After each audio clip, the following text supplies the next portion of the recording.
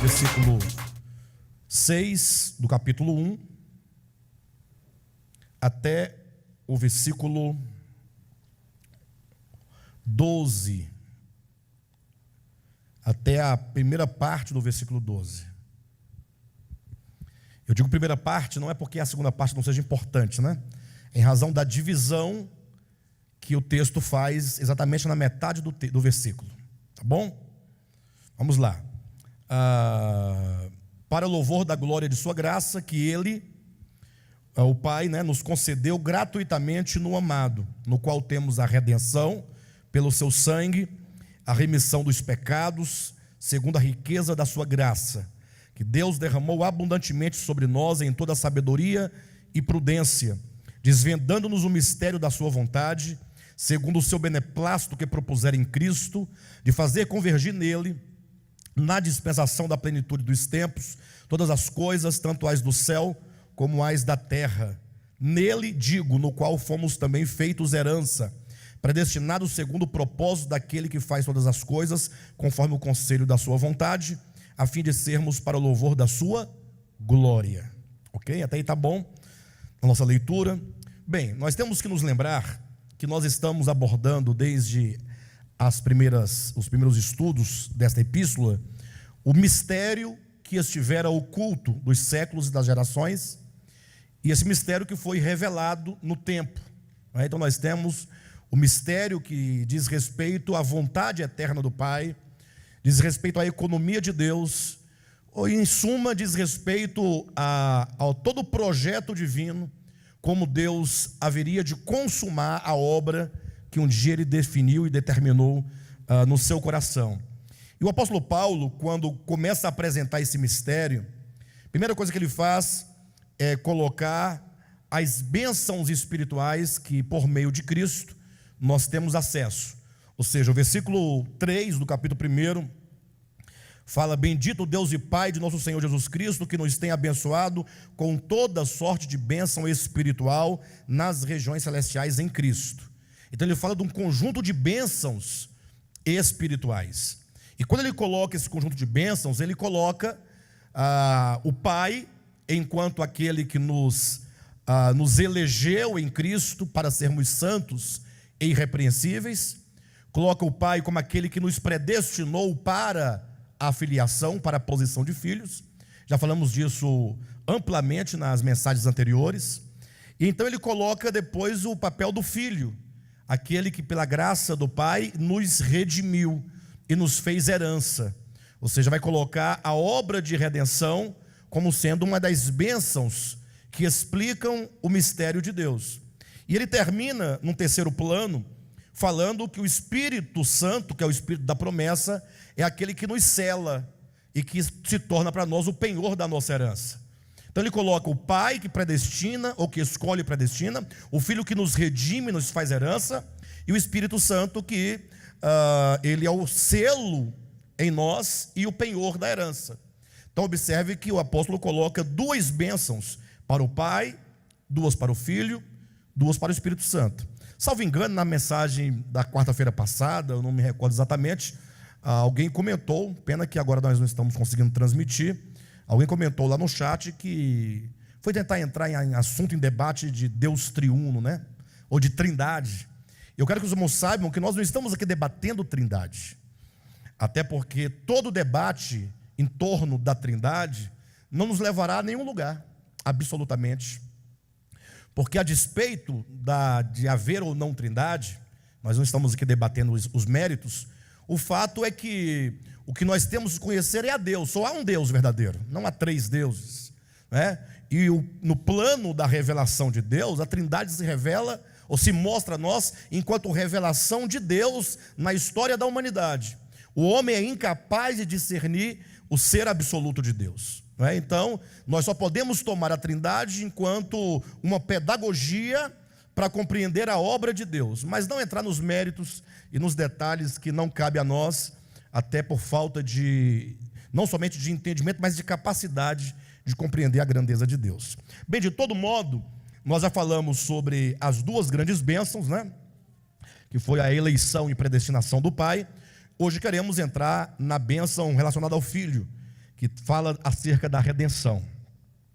A redenção e o resultado da redenção, enquanto sendo para nós o nos fazer herança para Deus.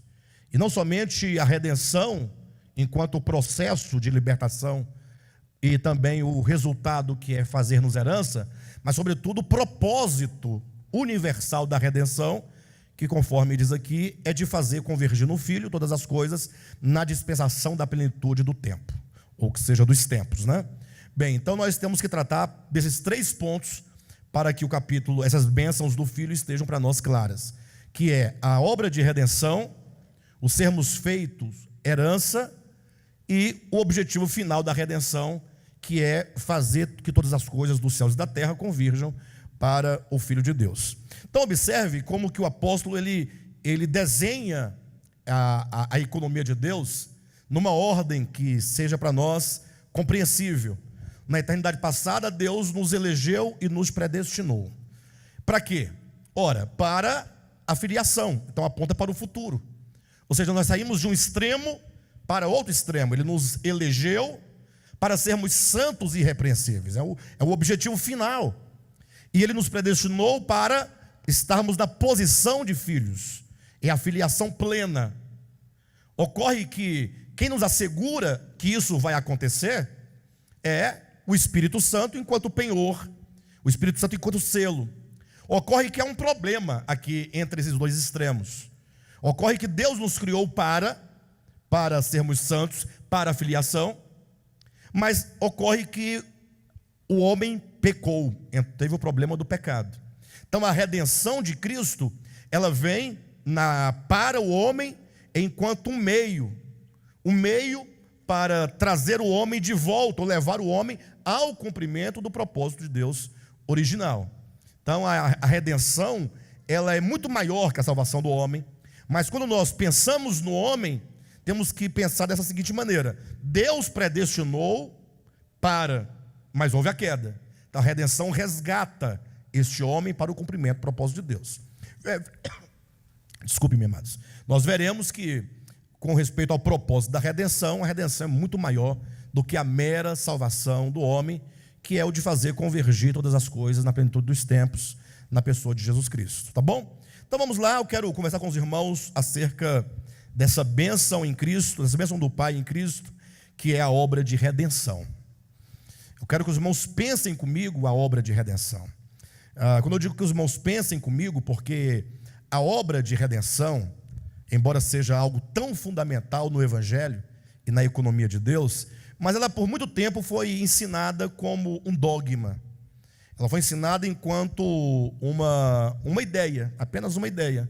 De modo que, segundo o cristianismo, sobretudo protestantes e evangélicos, né? É preciso que a pessoa creia naquele tema, creia naquele dogma, para que, crendo, ela tenha a garantia de que será salva. Por isso que, hoje em dia, você ouve muito, né? A questão do apelo, quem quer aceitar a Jesus.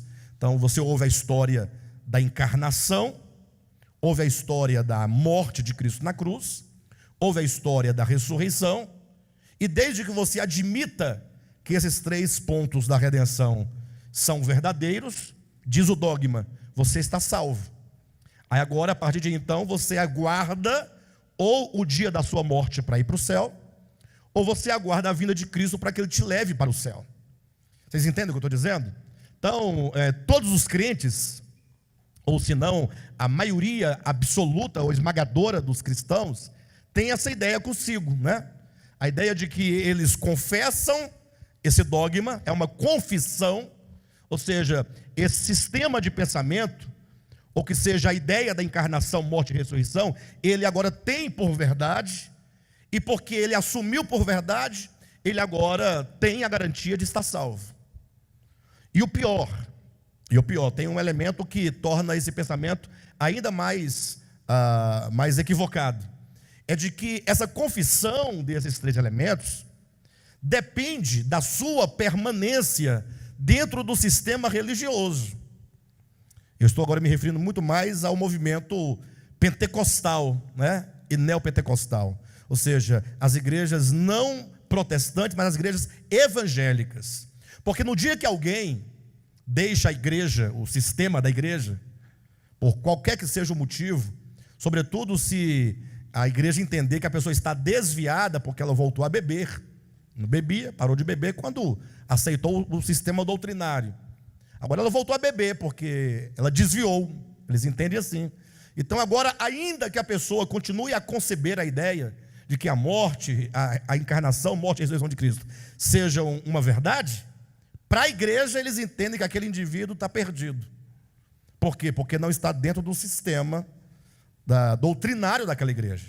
Ou seja, então não somente eles reduziram ao máximo a ideia da redenção, porque entenderam a redenção como aquilo que Cristo realizou e que eu tão somente devo conceber aquela ideia por verdadeira, já estaria salvo, estaria tudo resolvido. Mas agora eles atrelam essa minha fé, eles condicionam esse meu conceber aquela verdade a estar dentro de um sistema religioso. Alguém poderia, a partir dessa minha palavra, falar assim: então não tem importância a pessoa congregar? Então não, tem um prejuízo enorme. O congregar não está para a sua fé na obra de redenção. Há muitos que não congregam e creem na obra de redenção. O problema é que o congregar é uma necessidade do crente, é uma necessidade da pessoa no sentido da comunhão. E essa comunhão não é simplesmente algo, como eu posso colocar, não é facultativo. A comunhão não é algo, se eu puder ter, eu tenho, senão não terei. O fato é que a comunhão é uma necessidade para o nosso crescimento espiritual, uma vez que o nosso crescimento ele implica edificação. Edificação implica o conjunto, implica as relações, o exercício dos dons, sobretudo o exercício de todos os mandamentos recíprocos: amai uns aos outros, acolhei uns aos outros. E a igreja é um ótimo ambiente para o exercício dessas coisas, mas sobretudo em razão do ministério, porque igreja não é simplesmente um ajuntamento. A igreja traz a ideia de ministério, ou seja, o ministério é o que Deus está fazendo por meio daquele grupo de pessoas, o que Deus está falando naquele momento, o que Ele está realizando. Então é importante que nós saibamos que Deus concedeu os homens dons à igreja, para que por meio dos homens dons o corpo de Cristo fosse aperfeiçoado. Então o nosso aperfeiçoamento, ele passa pelo congregar. Eu sei que alguém vai perguntar posteriormente: e aquelas pessoas que não têm onde congregar, em razão do lugar onde mora, da distância, de uma enfermidade ou outra coisa? Bem, aí há um prejuízo, não há de se falar que não há prejuízo, não é? Mas não pode se dizer que a pessoa agora está perdida, porque ela não tem o acesso à comunhão. Bem, de todo modo, nós precisamos de elevar o conceito e o entendimento de redenção. Precisamos compreender a obra de redenção em todos os seus aspectos, para que nós não venhamos reduzir a ideia de redenção a um dogma e a uma crença no dogma. Tá bom? Bem, então, para nós podermos entender, nós temos que construir todo um panorama acerca do problema da queda, acerca dos objetivos de Deus na obra de Cristo, quando enviou Cristo para ser crucificado, para morrer historicamente, enfim. De todo modo, imagine você que quando Deus criou o homem, era o objetivo de Deus, e esse objetivo está claramente demonstrado em Gênesis capítulo 2, por meio de duas árvores, né? A árvore da vida e a árvore do conhecimento do bem e do mal.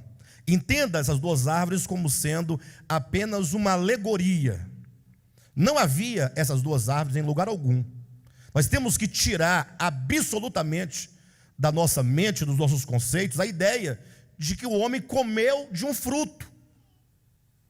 Na verdade, essa árvore, esse fruto, esse comer do fruto, e tudo isso representa um processo que ocorre dentro do coração do homem.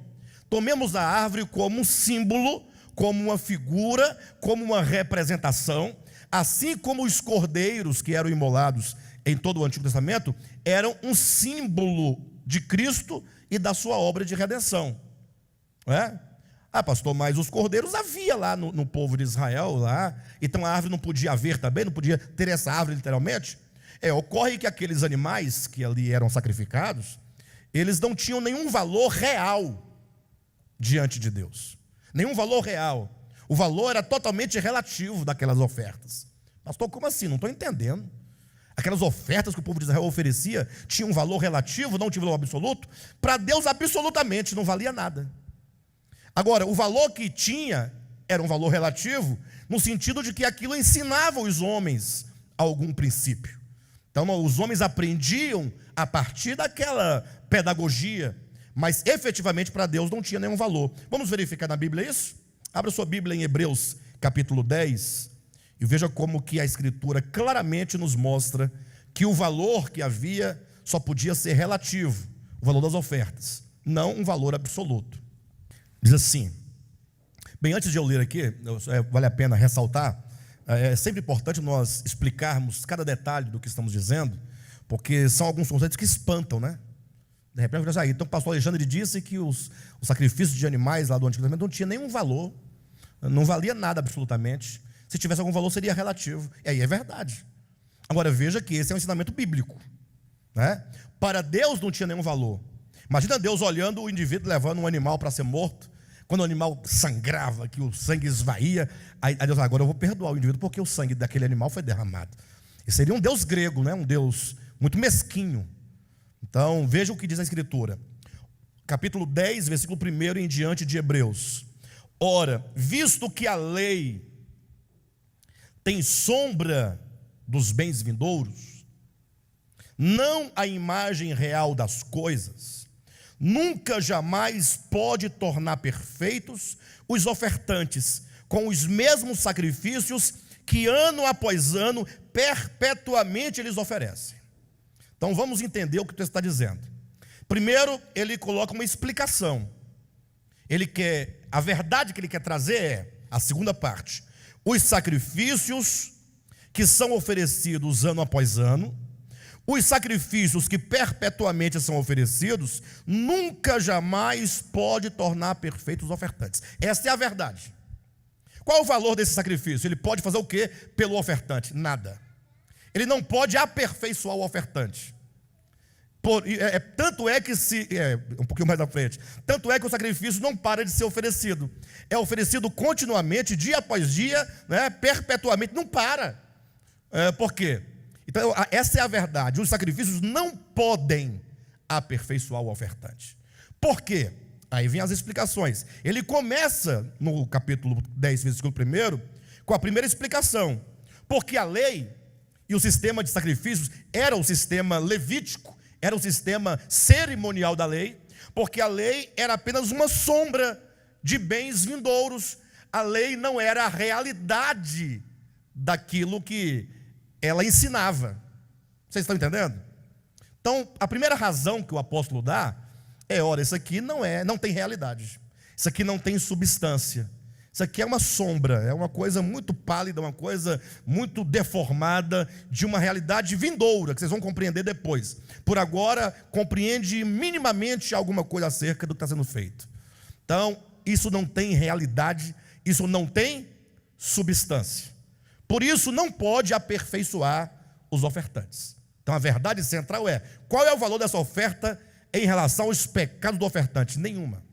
Ele continua no versículo 2 dizendo, doutra sorte, o que quer dizer doutra sorte? De outra maneira, ou seja, ele afirmou, os sacrifícios não podem aperfeiçoar. De outra maneira, se porventura o sacrifício aperfeiçoasse, digamos em tese que o sacrifício tivesse um valor real sobre o ofertante, aí ele pergunta, doutra sorte, não teriam cessado de ser oferecidos, porquanto os pecados, ou melhor, portanto os que prestam culto, tendo sido purificados uma vez por todas, não mais teriam consciência de pecados? Então ele faz agora aqui a razão inversa. A razão direta é, os sacrifícios não podem resolver o problema dos ofertantes, porque essa lei de sacrifícios é apenas uma sombra, não tem realidade. Do contrário, se ela resolvesse o problema do ofertante, porventura não teria acabado, ofereceria uma vez, aperfeiçoou-me, pronto, está resolvido. Por que eu tenho que oferecer hoje? E amanhã de novo? E depois de amanhã outra vez? E daqui um ano eu continuo fazendo, 2 anos, 3 anos, 10 anos, todo dia uma ovelha, todo dia um cabrito, todo dia uma vaca.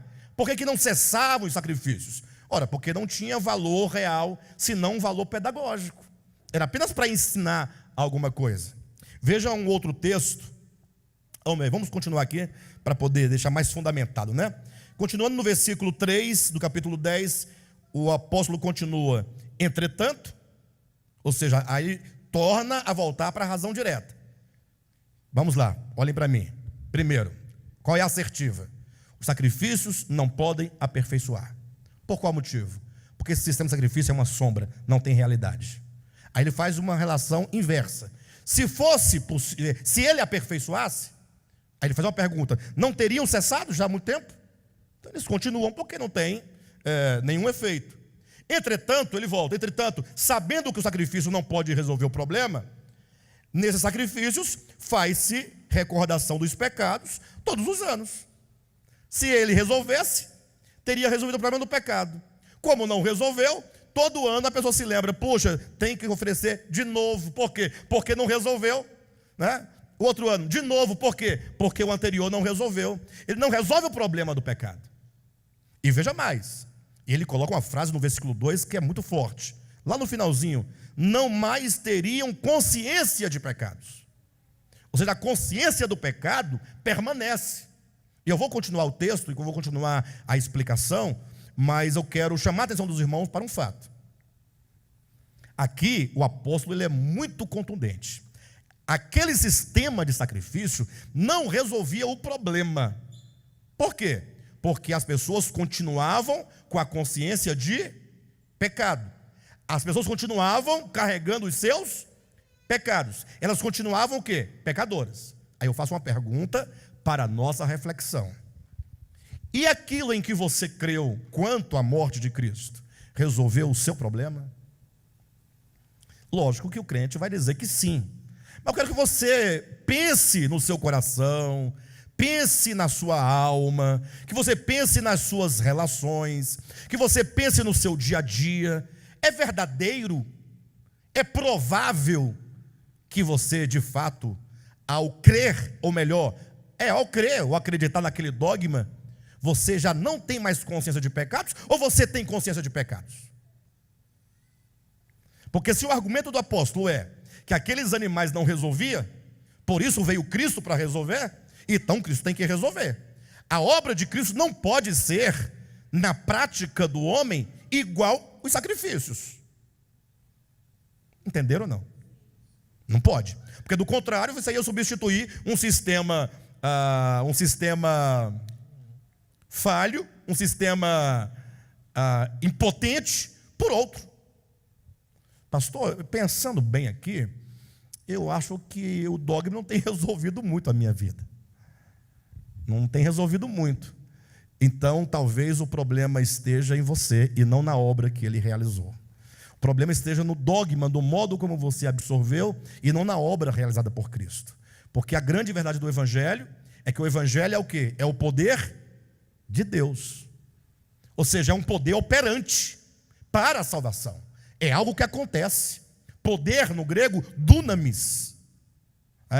Que tem a mesma raiz de onde procede a ideia de dinamite. Uma explosão para destruir todas as barreiras, todas as fortalezas, todos os muros, todos os grilhões, todas as cadeias, as correntes, que vai gerar o quê? A libertação. Então nós temos que repensar. Eu trouxe essa questão para nós podermos começar a levantar os nossos questionamentos, para nós fazermos uma revisão do conceito de redenção. Vamos continuar, versículo 3. Entretanto, nesses sacrifícios faz-se recordação de pecados todos os anos. Por quê que faz-se recordação? Porque é impossível que o sangue de touros e de bodes remova pecados. Qual é o valor que ele tem? Ele remove pecados? Qual que é o valor que ele tem? Se ele não remove os pecados, por que eu ofereço sacrifício pelos pecados? Por que o ofertante do Antigo Testamento oferecia um sacrifício pelos pecados, se aquele sangue de animais não removia o pecado? Qual é o valor? Não tem valor para Deus. Aí qual é o valor? Era o valor pedagógico, era para ele compreender que aquilo apontava para uma realidade futura. Entenderam isso? Então está provado, está demonstrado que não havia valor real naquilo. Mas tem mais um texto aqui, ainda na página anterior, capítulo 9 de Hebreus, que deixa isso muito claro. Capítulo 9, versículo 13 em diante.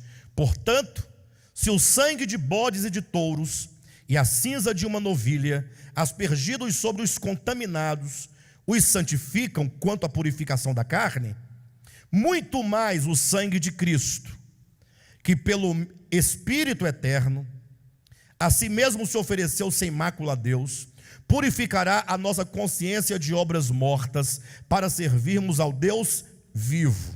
Por isso, ou melhor, por isso mesmo, Ele é o mediador da nova aliança, a fim de que, intervindo a morte para a remissão das transgressões que havia sob a primeira aliança, recebam a promessa da eterna herança aqueles que têm sido chamados. Então veja que é dito que Cristo se torna, mediante a sua morte na cruz, o mediador entre Deus e os homens, o mediador da nova aliança, a fim de que, por meio da sua morte, resolvesse os problemas, as transgressões que estavam lá atrás, da primeira aliança. Ou seja, os animais eram mortos naquele período. O sangue dos animais não resolvia o problema. Cristo veio para resolver aqueles problemas que o sangue dos animais nunca puderam ou nunca pôde resolver. Entenderam? Está demonstrado muito claramente. Então nós temos que voltar para Efésios e continuar o entendimento de que a obra de redenção de Cristo nos remete à origem do homem. O homem, ele criado por Deus, ele foi criado com um propósito. Mas agora ele, diante daquelas duas árvores, aquelas duas árvores simbolizam dois processos orgânicos que acontecem ou devem acontecer dentro do homem. A árvore do conhecimento do bem e do mal, ou melhor, vamos para a árvore da vida primeiramente. A árvore da vida, ela é um símbolo do próprio Cristo. Imagine você a árvore, ali o fruto da árvore, como uma pedagogia, como um símbolo, como uma metáfora. O homem comendo daquele fruto, ele viveria eternamente. Comendo, viverás. Literalmente, comendo, comerás. Tomar aquele fruto por o seu alimento cotidiano. Tomar aquele fruto como a sua subsistência diária. Ou seja, eu vivo por meio deste fruto. A prova de que isso é um símbolo é que Cristo constrói a mesma ideia, também metafórica, em João capítulo 6. Só que lá ele não fala árvore, ele diz: eu sou o pão da vida. Agora apareceu a figura de um pão. Lá em Gênesis, fruto, aqui um pão. Quem come deste pão tem a vida eterna. Ou seja, tomar do pão enquanto alimento. Quem faz desse pão vivo, desse pão que desceu do céu, o seu alimento diário. Como Jesus vai dizer: assim como o Pai que vive me enviou, e eu igualmente vivo pelo Pai, quem de mim se alimenta por mim, viverá. Comendo de mim, do pão da vida que sou eu, obterá vida e viverá por meu intermédio. Este é um processo de profundo conhecimento de causa e origem, ou de origem e causa, no sentido de que eu compreendo que Deus é a fonte da minha existência, Deus é a fonte de toda vida, Deus é a fonte de todo bem, e com esse conhecimento, essa compreensão, eu passo a viver por meio dele. Aí surge outra figura, João capítulo 15, a figura do ramo ligado a uma videira. Cristo diz: eu sou a videira verdadeira, e vocês são os ramos que procedem da videira, e que devem não somente estar na videira, que é um fato, mas devem sobretudo permanecer na videira. Esse permanecer quer dizer: eu tenho a Cristo como meu tudo, eu tenho Deus como a minha origem, eu tenho Deus como meu alimento, eu tenho Deus não somente como causa, mas como a sustentação da minha existência. Ele é tudo para mim. Isso geraria um relacionamento de dependência de Deus. Então, o homem voltado o coração para Deus e dependente de Deus, disso depende a vida e a existência humana. Disso depende a vida eterna para o homem. Então, isso é um processo. Não é algo, não é nem pão e nem árvore, e nem sangue e carne, literalmente, mas é um processo que acontece no coração. A árvore do conhecimento é o oposto.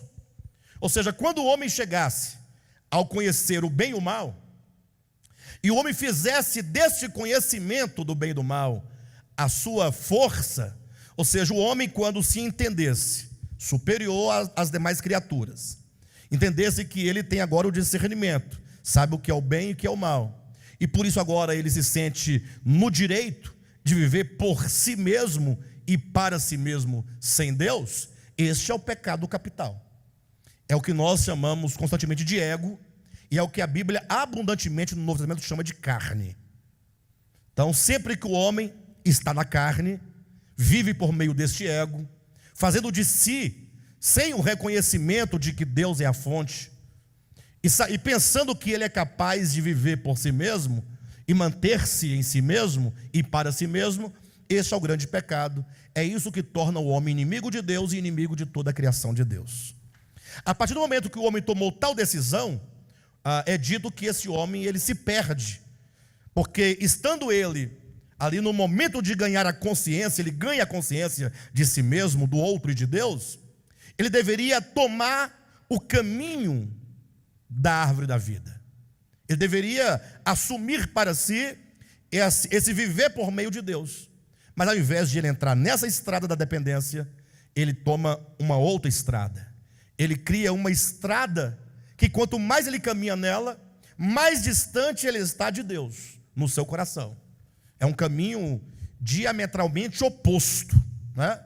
No sentido totalmente oposto.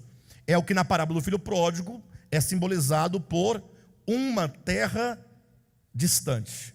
Então, nesse sentido, o homem, quando ele peca contra Deus, quando ele desenvolve no seu coração esse egoísmo, isso é um processo de consciência que acontece dentro dele. Pecado não é algo que está fora do homem, pecado não é algo que ele possa fazer com as mãos ou deixar de fazer, não é algo que o homem come ou bebe. O pecado é um estado de consciência, é uma consciência inconsciente da verdade, é uma consciência que se afastou de Deus. E agora esse homem, usando a linguagem de Paulo em Efésios capítulo 2, ele se torna um peregrino, sem lar, se torna um errante, se torna um sem Deus, se torna alguém totalmente lançado à sua própria sorte. E qual é a sorte desse homem? Qual é o resultado? O que acontece com esse homem porque ele tomou esse caminho para longe de Deus? Quero lembrar os irmãos das parábolas do profeta Jeremias, capítulo 17, que ele diz: maldito é o homem que confia no homem. A maldição é a marca do distanciamento de Deus. Por isso que lá em Gênesis capítulo 3, com a queda do homem, diz o quê? Que a maldição entrou na terra. Por isso que o Velho Testamento ele encerra, a última palavra de Malaquias é maldição. É a condição: maldito é o homem que confia no homem. Entenda, maldito é o homem que confia em si mesmo. Entenda que o contrário disso é o que está no versículo 7 ou 9 do capítulo 17. Bendito é o homem que confia no Senhor. Nós temos esse jogo, né? Maldito é o homem que confia em si mesmo, bendito é o homem que confia no Senhor. Então, ou você confia em Deus, ou você confia em si mesmo. Confia em si mesmo, fazer do seu braço mortal a sua força, e aparta o seu coração do Senhor. Olha qual é a sorte desse indivíduo. Ele será, a Bíblia trabalha com muitas metáforas, né? Como um arbusto. E só em falar arbusto já é negativo, porque o que confia no Senhor é como árvore. E este é arbusto. Porque quando lá em Gênesis houve o problema do pecado, a terra se encheu de espinhos e abrolhos. Então esse arbusto seco diz respeito a essa erva danina. É danina ou daninha? Danina, né? Daninha? NH? Enfim, essa erva daninha. Então o homem, a sua sorte ele será como um arbusto seco no deserto. Aí você tem que criar essa imagem para você ter uma ideia. Aquele calor de 50 graus no deserto, 60 graus no deserto, aquele calor escaldante, só tem areia, um arbusto no meio, seco, não tendo de onde tirar água, sustento, alimento.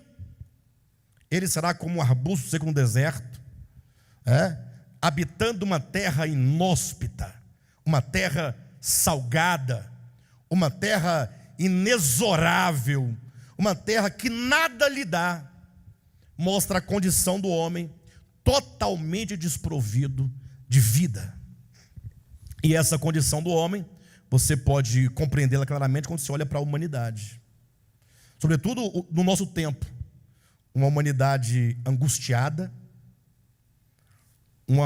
as pessoas que vivem com medo, a insegurança é um grande inimigo do homem do nosso tempo, a angústia, muitas vezes sem nenhuma explicação imediata, a depressão, o ódio, a violência, a maldade, a injustiça.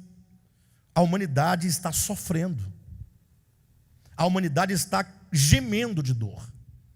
Para onde você olhar, você vai ver uma angústia. Você olha para alguém e fala, não, mas a pessoa não sofre. Não, mas é porque você não sabe.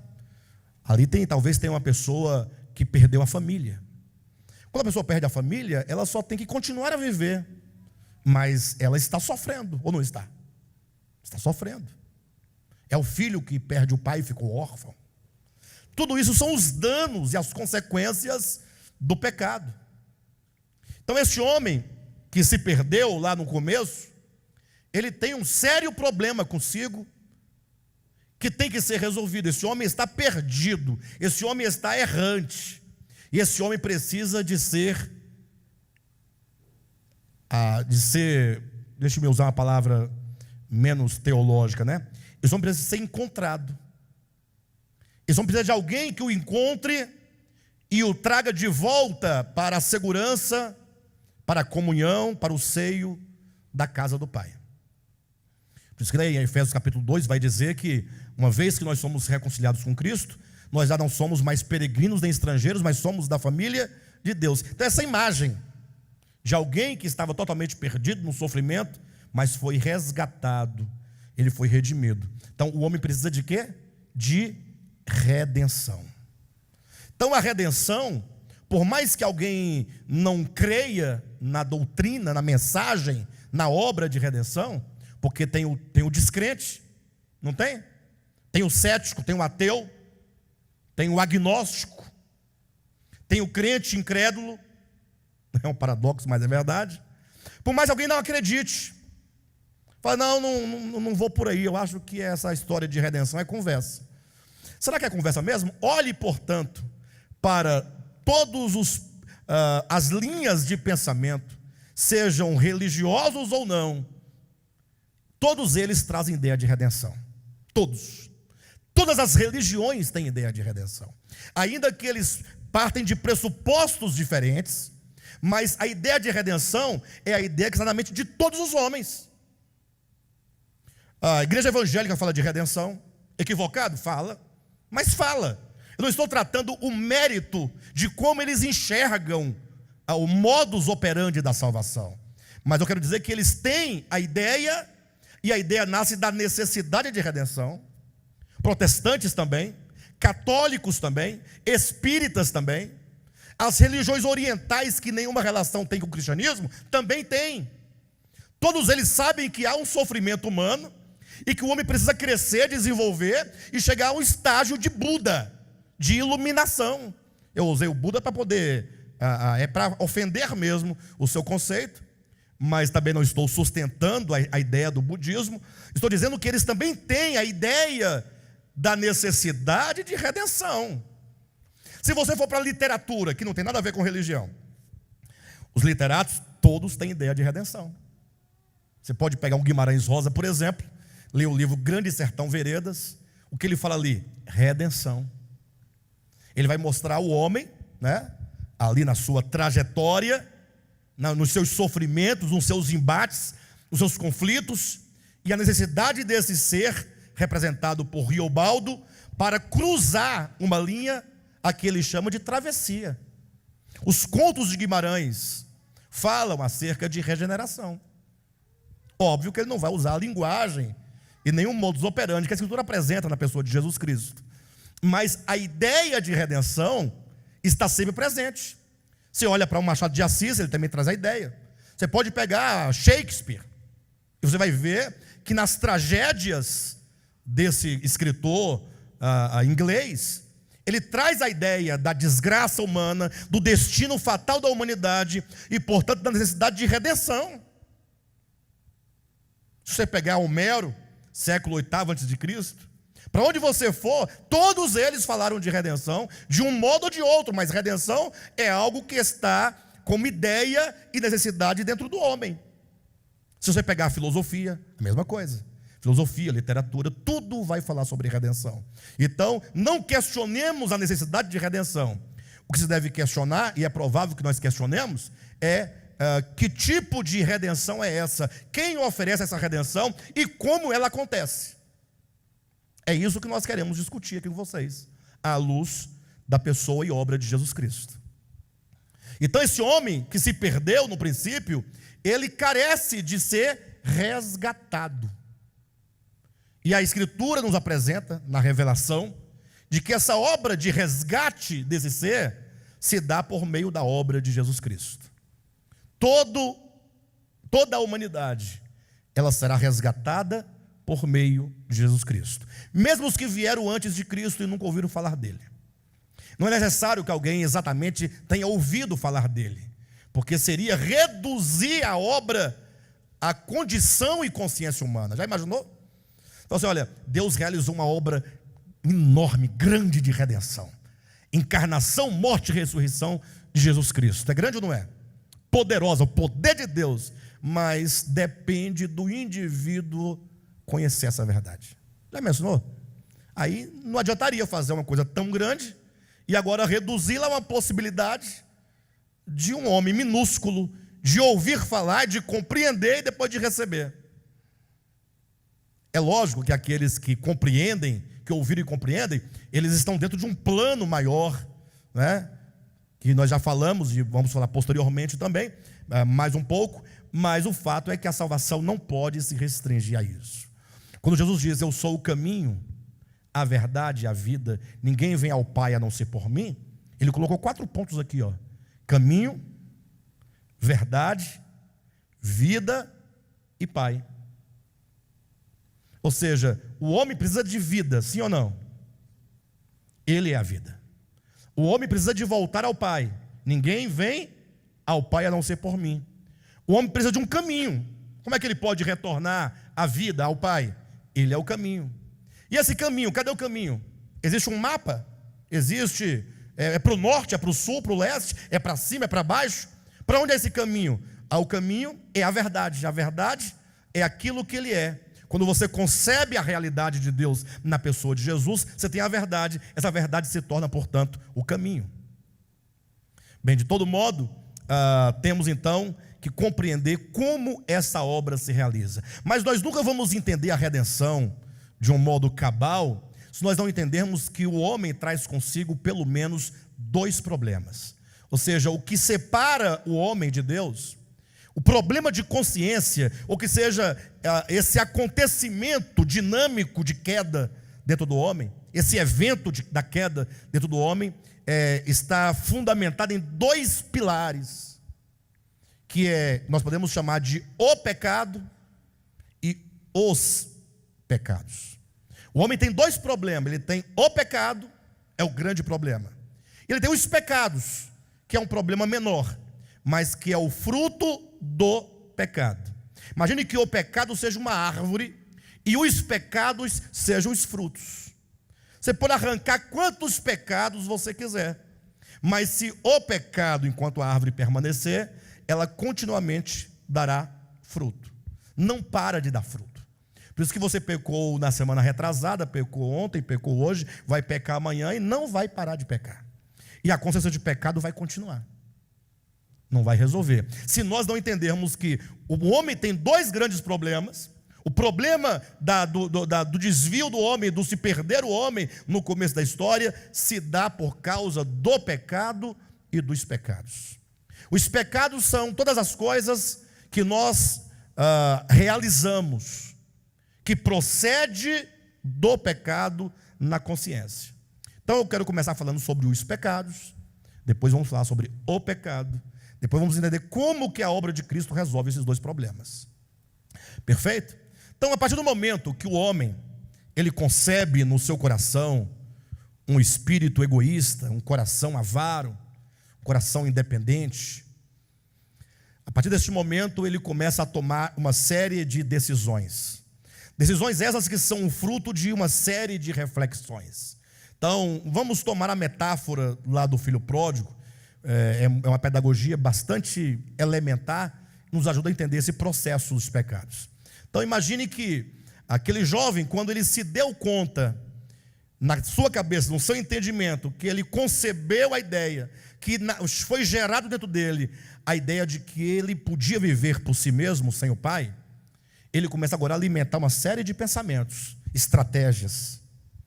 Ele não dormiu no dia ele fugiu de casa. Não, ele foi refletindo. Ele foi cultivando pensamentos. Pensamentos bons ou ruins? Pensamentos ruins. Esses pensamentos já eram os pecados dentro dele. Pensamentos cultivados não são pensamentos fortuitos.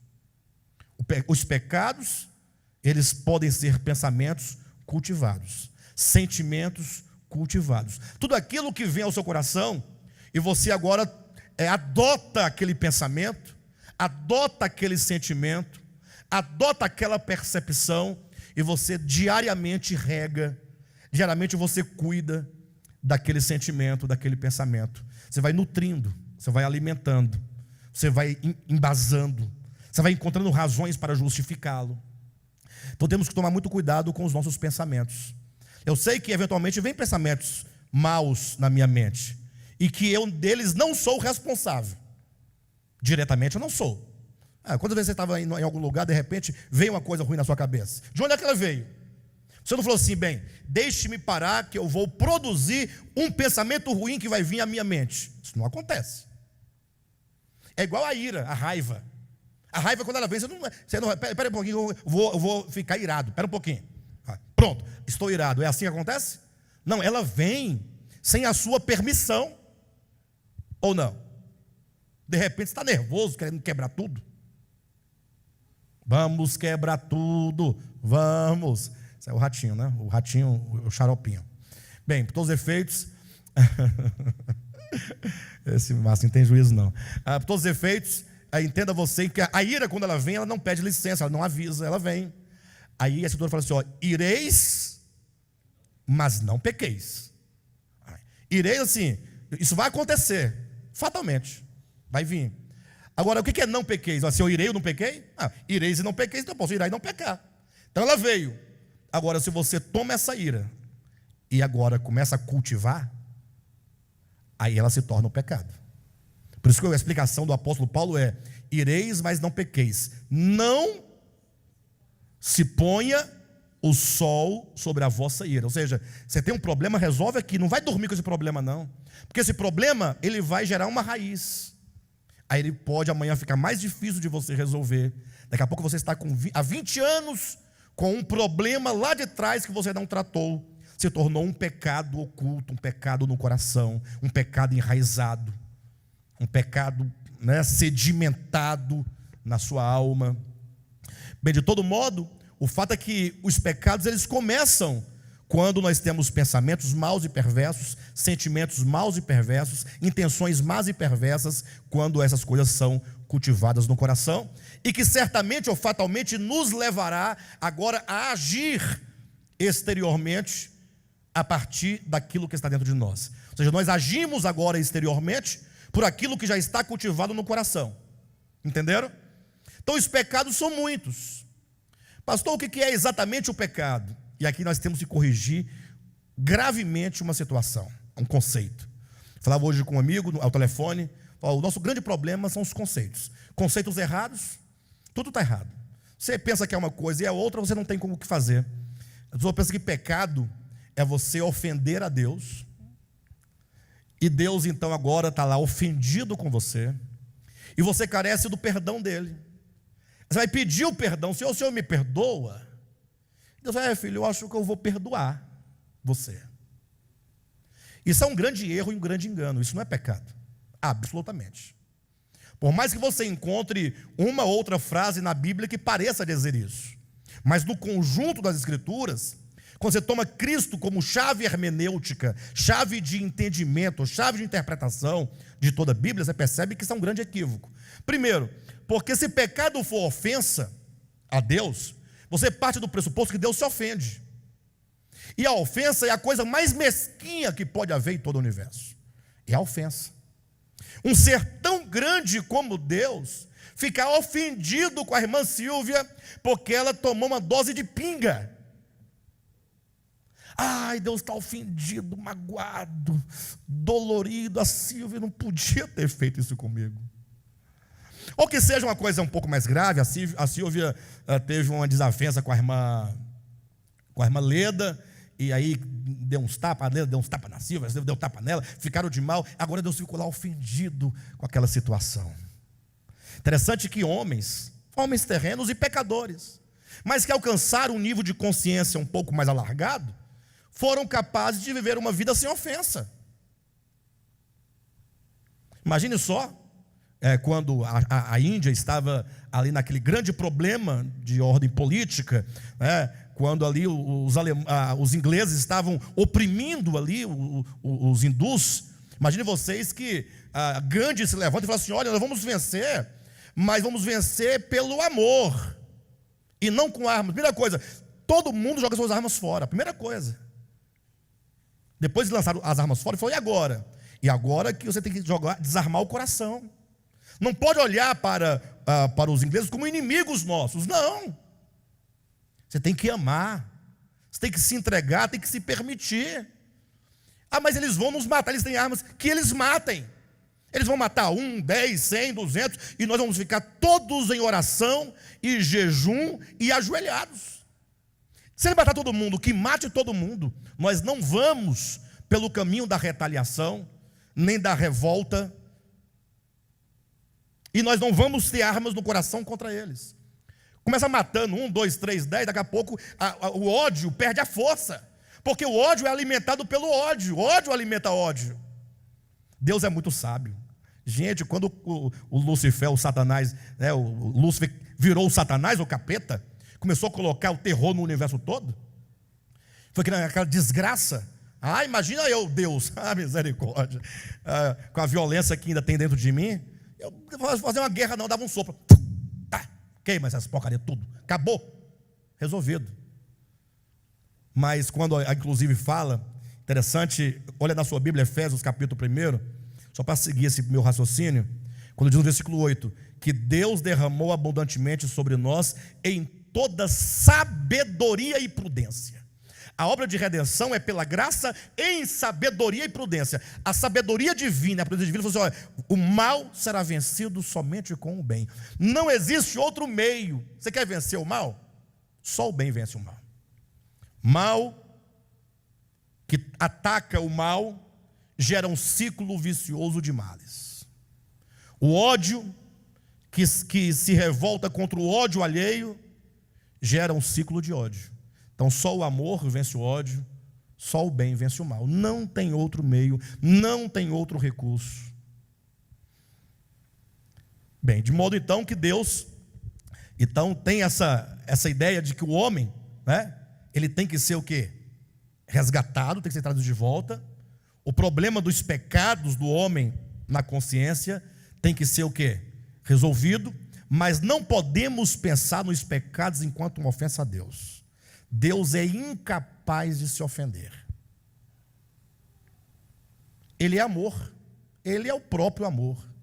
Sabiam que tem uma teoria, uma corrente relativamente nova, já foi ventilada antigamente, mas agora está pegando uma força maior, de alguns pastores, líderes, dizendo que Deus não é amor, Deus tem amor.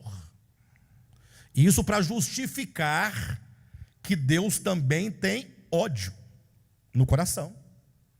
E vão pegar o texto bíblico para dizer: amei Jacó, porém odiei a Esaú. Gente, o que a teologia sistemática não faz com o indivíduo, né? Aí fala: não, mas Deus é amor. Não, ele não é, ele tem. Irmãos, Deus não tem absolutamente nada. Quem temos somos nós. Ele é. Para Deus ter algo, Ele tem que ter necessidade. Se Ele tem necessidade, Ele não pode ser. Se Ele tem necessidade, Ele não é tudo. Se Ele não é tudo, Ele não é Deus. Acabou. Esquece a ideia de Deus. Ele é o próprio amor. Amor como uma coisa mais bela que pode existir. E pode haver em todo o universo. E é o único remédio para todo o universo. É o amor. Não tem outro remédio. Não tem cura para o universo, senão o amor, que é o próprio Deus. De modo que, quando você lê ali em 1 Coríntios capítulo 13, a partir do versículo 4, Paulo vai dando uma descrição das características, das nuances do amor. Ele vai dizendo que o amor, ele não se ufana, não se ensoberbece, ele não se ressente do mal. Deus não fica ressentido quando o homem comete algum mal. Lógico, Deus se entristece. E ainda estou usando o termo tristeza, né, no sentido antropomórfico, porque não podemos dimensionar Deus nesses sentimentos humanos, não dá para ter ideia. Mas ofensa não há. Pastor, se não há ofensa, por que Ele nos perdoa? Ou não há perdão de pecados? Bem, uma das características e uma das conquistas de Cristo na cruz do Calvário é o perdão de pecados. Então nós temos que redefinir o que é o pecado para entendermos o que é o perdão divino. Então o pecado, pela própria natureza linguística e etimológica, significa errar o alvo, né? Hamartia, errar o alvo. Então quando o homem começa a desenvolver pensamentos, sentimentos contrários ao bem, ao belo, à justiça, ao amor, à bondade, à misericórdia, tudo aquilo que Deus é, este homem ele começa a errar o alvo. Ele não foi criado para isso. O homem foi criado para dar frutos. O homem, como o ramo da videira, tem que dar o fruto que procede da videira. Ele tem que ser irrigado constantemente pela seiva, para que essa seiva produza o fruto. E esse fruto é o amor. O amor resolve tudo. Tanto é verdade que Paulo, para resumir toda a lei de Moisés, ele diz: olha, o cumprimento da lei é o amor. Ponto. Não vamos ficar discutindo mais sábado, isso, aquilo, outro, coisinha da lei. Não. Ame, e o amor será o cumprimento de tudo. Está tudo resolvido. Tudo se resume e se esgota no amor. Você pode pegar toda a lei de Moisés, a essência dela, a súmula, o final de tudo é o amor. Paulo diz em Romanos capítulo 13, versículo 10, salvo engano, que o final de tudo da lei, o cumprimento da lei é o amor. Então o pecado é quando o homem erra o alvo da sua existência. O homem foi criado para amar, para se doar. O homem foi criado para cuidar do outro, para acolher o outro. O homem foi criado como um ramo que, sendo a extensão da videira, possa doar-se, dar fruto. A videira tem lá o seu ramo estendido, e aí vem lá o agricultor, né? E ele vai podar esses ramos. E a poda é um grande sofrimento para a videira, para o ramo. Porque quando ela é podada, sabe por que poda-se o ramo da videira? Para concentrar a seiva no menor espaço, para que ela fique numa explosão e gere frutos mais fortes, mais viçosos, maiores. Porque se o ramo é muito comprido, muito cheio, então a seiva, ao se distribuir ao longo de um eixo muito grande, ela perde o seu vigor, a sua força. Então vem para podar, para que a seiva se concentre no menor espaço e ela fica pungente, forte, poderosa, para produzir um fruto bem viçoso, né? Aí quando vem o fruto, ela fica ali até amadurecer, pesada nos ramos, ela fica ali suportando o peso, para que alguém venha e corte novamente o fruto e leve para si. Ela se dá, para novamente ser o quê? Podada, para novamente produzir fruto e novamente se dá. Essa é a razão da existência humana em relação à criação de Deus. Para isso Deus criou a humanidade. Agora o que acontece? Não é exatamente o oposto? Uma das principais características do egoísmo qual que é? Não doação. A gente pode fazer um jogo de troca, mas doação, até quando alguém dar alguma coisa, ela está pensando na vida eterna. Ué. Eu vou dar alguma coisa para Jesus lá na frente me julgar e eu ser aprovado. Ó, você foi bonzinho, então entra para o céu. Eu troquei uma boa obra pelo céu. É a ideia dos crentes. Coisa mais tola é essa? Vocês acham que Deus é besta? Não. Deus não vai dar céu para ninguém. Em troca dessas coisas que vocês fazem aí, dar um dinheirinho, uma comidinha, um quilinho, pode parar. Isso é bobagem. Deus não se vende, né? E tem gente que é pior, que não está dando nada para ninguém, acha que Deus que vai entrar no céu porque não usa calça comprida.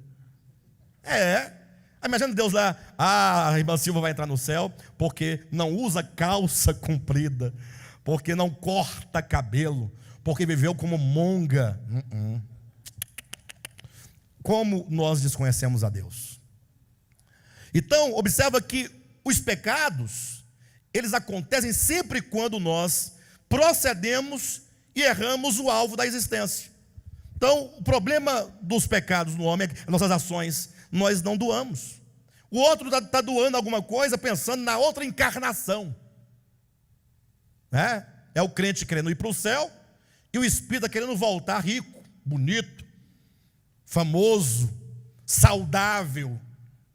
Não, quando eu voltar daqui uns 100 anos, vou morrer dentro dos próximos 20, aí depois de mais uns 70, vai que eu volte, aí eu volto a um ser humano sem uma encravada, né?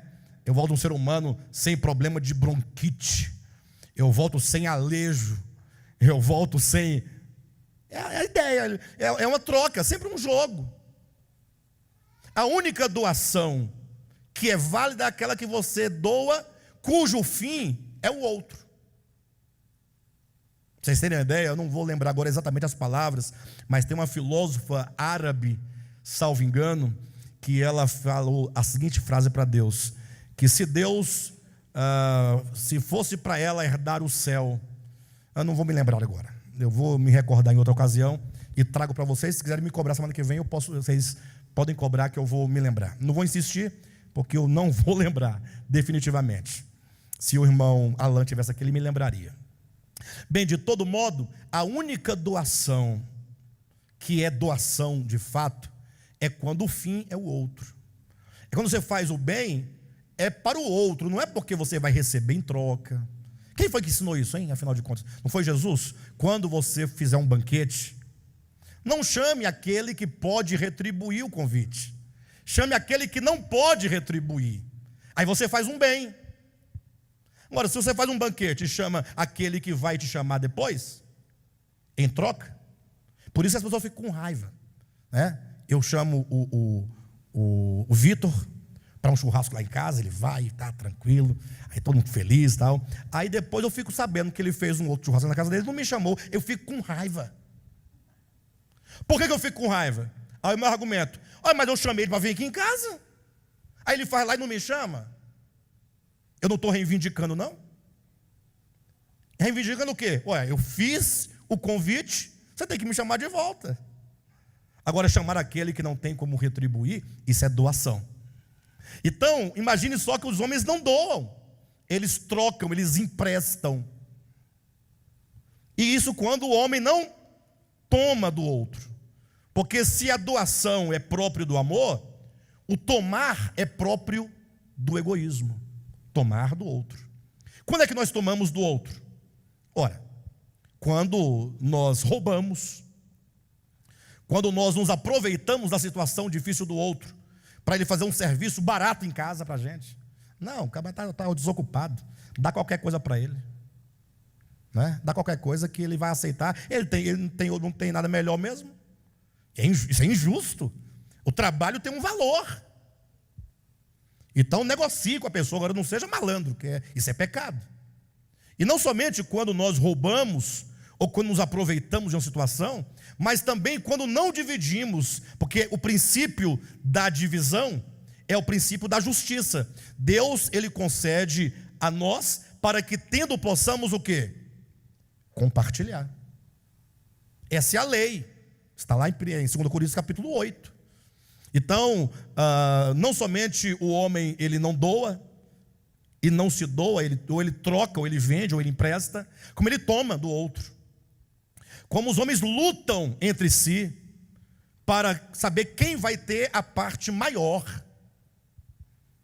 Nós estamos cheios de brigas em todos os âmbitos da nossa vida humana, nas nossas casas, seja às vezes no trabalho, na família, no condomínio.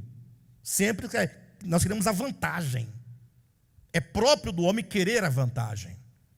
Então tudo isso é errar o alvo. Tudo isso é errar o alvo. Quando a pessoa lê o Antigo Testamento, por exemplo, na verdade eu não sei exatamente quem foi que leu o Antigo Testamento e entendeu até hoje, porque todo mundo que lê o Antigo Testamento fica tentando pegar versículos para fundamentar uma prática de Moisés. O espírito da lei foi interpretado pelos profetas. Por que Deus mandou depois de Moisés os profetas? Os profetas eram como se fossem os juízes, um exemplo, no âmbito do direito, que tinha que ler a lei, interpretá-la e aplicá-la. Então os profetas vinham ali para falar, Moisés deu a lei, mas vamos ver como é que ela acontece aqui. E todo o clamor dos profetas, leiam depois, leia Abacuque, leia Jeremias, leia Isaías, leia Amós, leia Joel, leia o que você quiser. E eles vão estar dizendo a prática da justiça. Uma justiça social. Não confunda justiça social com socialismo, nem com PT, por gentileza. Estamos falando de algo do coração e não de um sistema político. O sistema político, ele nunca funcionou e nunca vai funcionar. Nem o socialismo, e nem o liberalismo, e nem nada vai funcionar. Porque o problema não está nisso, o problema está no homem. Todo o problema é o homem. Pode mudar o governo, pode mudar o sistema, muda o que você quiser, vai continuar. Pode até melhorar a vida humana, mas não melhora nunca o coração. Absolutamente. Enfim, de todo modo, os profetas, eles falavam disso. Essa interpretação que eles davam era para mostrar como que os homens erravam o alvo nas suas relações de uns para com os outros e para com Deus. Todos os profetas. Faça uma leitura dos profetas e você vai observar o que eles estão dizendo. Aí chega Isaías e fala assim, olha, Deus não quer sacrifício, Ele não come carne nem bebe sangue. Mas, puxa vida, e Moisés? Aí vem Oséias, Deus não quer sábado, não quer festa, não quer lua nova, não quer nada disso. Deus abomina isso. Mas e agora? Aí vem Isaías e diz, Deus não quer que você fique jejuando com fome, Ele quer que você reparta o pão com faminto. Porque tudo aquilo da lei, que o povo pegava ao pé da letra, tinha um significado. O jejum significa, os sacrifícios significam, as festas significavam. Quando se pegava tudo ao pé da letra, aí vinham os profetas, não, vocês estão tudo errado. Vocês têm que entender o espírito da lei, o significado, para que se estabeleça a justiça no meio de vocês, para que se estabeleça o amor, para que se estabeleça a verdade, a adoração, enfim, né? Bem, de todo modo, nós sabemos então que pecado é errar o alvo. Então, nesse sentido, quantos aqui não erram o alvo? Vocês erram o alvo? Já erramos o alvo hoje? Provavelmente, né? Colocar provavelmente que eu não vou falar por vocês, né? Vai que o Vitor passou o dia todinho orando, né? Meditando. Aí ele falou assim, é verdade, acabou de... Enfim, de todo modo, nós erramos. Quando nós erramos o alvo, aí Deus, o Criador, Ele tem direito sobre nós. É o Criador, sim ou não? Ele tem direito. E esse direito, não raras vezes, é muito mal interpretado. Por causa desse direito que Deus tem, o que dizem os crentes? Bem, já que você não fez o que Ele queria, Ele tem direito sobre você, Ele criou um lago de fogo para colocar a sua alma queimando. É direito dele. Em que se baseia o dogma da justiça de Deus? Cuidado que eu não estou dizendo contra a justiça de Deus. Estou dizendo o dogma, vamos diferenciar o dogma da justiça. A justiça de Deus é uma coisa, o dogma é o que o homem inventou. Se baseia no direito, primeiramente no direito, que vai agora se manifestar enquanto uma retaliação, enquanto uma vingança. Então Deus tem o direito. Ele não está ofendido com nada. Ele não se ofende. Deus é incapaz de se ofender. Ele é muito grande para se ofender. O amor não se ressente do mal. E por que ele tem que perdoar e por que ele perdoa então? A palavra perdão, nas grandes línguas, quando eu falo grandes línguas, é porque a língua portuguesa é uma língua, etimologicamente falando, muito defasada, muito esvaziada de significado. Muito do que nós falamos não tem nada a ver com o que deveria ser. Muito. Por isso, nosso grande problema religioso está também está nas palavras também. Bem, de todo modo, a palavra perdão nas grandes línguas, como latim, grego, alemão, hebraico, línguas que são muito fortes na questão semântica, na questão do significado, trazem a palavra perdão como deixar ir livremente. Esse é o significado de perdão. Ou seja, a pessoa errou o alvo. Deus tem direito sobre ela de fazer o que Ele quiser. Ele pode dar um tapa, pode punir, pode fazer uma cadeia, pode criar um inferno, pode fazer o que Ele quiser. Não poderia, teoricamente falando? Mas o que Ele faz? Ele fala, não, filho, pode ir. Eu não estou ofendido. Eu deixo você ir. Não há diferença entre um Deus ofendido e porque entendem perdão assim. Enquanto Deus não perdoa é porque Ele está ofendido. Pega o exemplo seu. Quando alguém te faz algum mal, você fica ofendido? Fica ou não fica? Fica ou não fica? Vocês não se ofendem, não? Ah, que coisa engraçada, vocês não ofendem. Está lá, Marcinho ofendido. Aí a loura, Marcinho, perdoa, Marcinho, olha o evangelho, Marcinho, olha por esse outro lado. O fulano não quis fazer isso. Aí vai conversando. E ele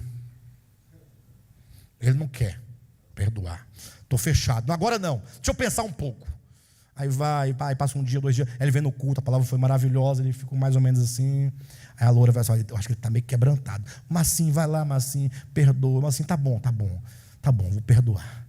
Quando ele fala, tá bom, vou perdoar, aí ele volta, aquela dor sai.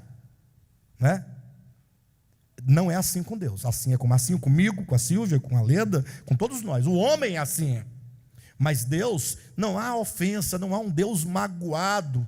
Se você já leu as tragédias gregas, leia a literatura, sobretudo a tragédia grega, você vai ver os deuses ofendidos.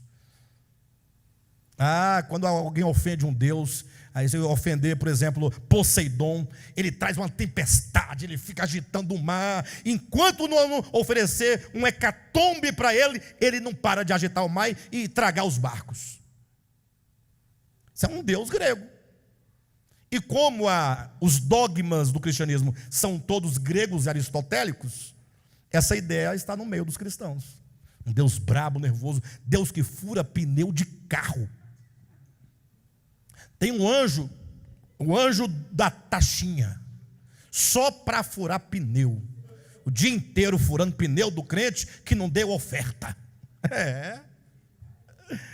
Mas o povo pensa assim. Tem um que cuida dos gafanhotos, deve ter lá uma nuvem de gafanhotos guardado numa grande grade para soltar para ir na sua casa, porque não deu o dízimo. É o Deus ofendido, tão ofendido, que ele é capaz, esse Deus aí, né, esse Deus dogmático do cristianismo, que não é o Deus verdadeiro e muito menos o nosso. Ele é capaz de uma família inteira, 5 pessoas, um casal bonito, maravilhoso, cheio de sonhos, né, com 3 filhinhos, um casalzinho e um menorzinho pequenininho, está indo fazer uma viagem. Aí esse Deus dogmático, irado com essa família, por causa, nem sabe lá de quê, ele teria mandado uma carreta esmagar esse carro com a lama. É um Deus irado, Deus mau. Isso não existe? Vocês já ouviram isso aí? Já ouviram em algum lugar situações como essa? Fundiu o motor, Deus pesou a mão. Ficou desempregado, Deus pesou a mão. Ou seja, esse Deus, coitado, está pior do que nós. Eu acho que nós estamos tudo no mesmo barco, né? Esse Deus e nós tudo indo para o inferno, porque não tem sentido, não tem lógica. O perdão divino é Deus, por não se ressentir do mal, ele simplesmente deixa você ir. Tanto é que a ideia de divórcio está na palavra perdão no grego. Pode pegar no grego lá, perdão, você vai estar lá, uma das nuances, o sentido de divórcio. Mas no sentido de divórcio, não é aquele divórcio que nós temos, não é aqui, como é que fala? Divórcio Tem o consensual e tem o outro, como é que é o outro? Litigioso. Não é divórcio litigioso, que a pessoa briga a vida toda.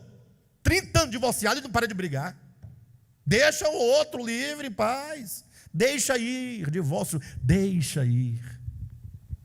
Pode ir. Ah, mas e você não? Aqui deixa tranquilo, aqui não há mágoa, não há ressentimento, não há retaliação, perdão no sentido de deixar ir, livremente. Então, quando Cristo Jesus veio ao mundo, e Ele manifestou a sua morte eterna, na cruz do Calvário, a morte eterna Ele manifestou na cruz do Calvário, uma das bênçãos dessa morte é o perdão de pecados. Não que se Ele não tivesse morrido historicamente, não havia. Ali é a maior manifestação desse sentimento altruísta de Deus, de falar aos homens: vocês não estão fazendo nada absolutamente contra mim. Lembra quando Jesus era cuspido? Alguém já foi cuspido no rosto aqui? Ninguém vai dizer que tem vergonha, né? Mas deve ser muito ruim. Me dá um murro, mas não cospe não, porque é muito desaforo, gente. Um murro tudo bem, né? Está lá, mas o cuspir é humilhar, é uma coisa muito, muito ruim. Quando cuspia, bateram nele. O que ele falava? Ele manifestava. Ali não era, papai, agora a partir de hoje, está vendo aqui, eu estou sofrendo, então você vai ter que perdoar. Então, aí seria um jogo também. Aqui é a manifestação daquilo que Deus é. Eles não sabem o que fazem. Mas lá disse, pai, perdoa, porque eles não sabem o que fazem. Essa é a linguagem. Se você for pegar ao pé da letra essas palavrinhas da Bíblia, você vai ficar louco. Louco. Aí você vai pegar na própria crucificação. Não é? Deus meu, por que me desamparaste? Ué, então Deus separou Cristo? E como é que Deus estava em Cristo? Aí você vai ter um problema de cabeça. Ou não vai? Você vai ficar, o que está acontecendo? Ou então você vai pegar aquela outra parte, né? Lá quando ele fala, a ti entrego o meu espírito. Agora há pouco ele falou, eu estou no Pai, o Pai está em mim. Ele está entregando para onde? Então a Bíblia tem muita, é a linguagem dela, que às vezes acaba nos confundindo. Mas nós vamos compreender que ali, o Cristo na cruz é a manifestação daquilo que Deus é.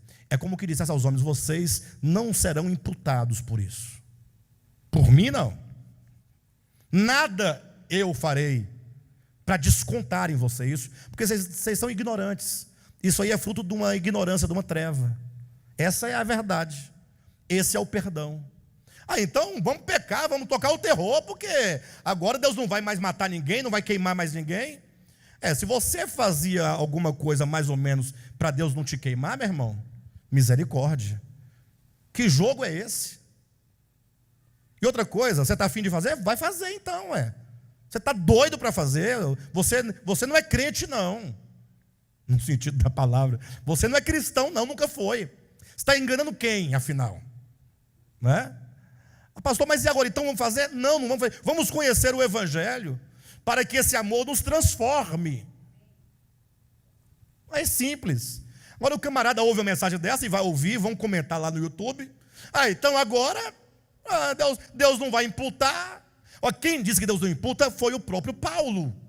Deus estava em Cristo, reconciliando consigo mesmo o mundo, não imputando aos homens as suas transgressões. Ele não imputou. Não, ele não imputou, mas vai imputar lá na frente. Não vai.